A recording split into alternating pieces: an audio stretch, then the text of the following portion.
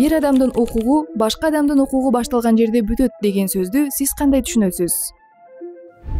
Могу сказать своими словами то, что бы он ни говорил или что бы он ни делал, может оскорбить другого человека, или же ему просто не нравится, и это просто права.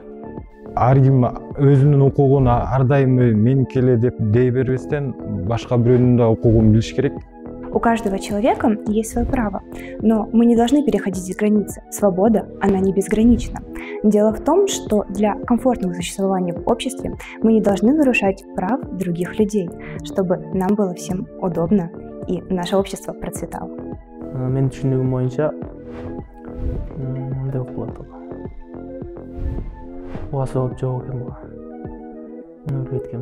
Бириккен Улуттар Уюмунун адамдын жана жарандын укуктарынын декларациясы 4-чү берене эркиндик башкага зыян келтирбеген нерсени жасай алуудан турат. Ошентип, ар бир адамдын табигый укуктарын жүзөгө ашыруу коомдун башка мүчөлөрүнө ошол эле укуктарды пайдаланууну камсыз кылган чектер менен гана чектелет. Бул чектөөлөр мыйзам менен гана аныкталышы мүмкүн.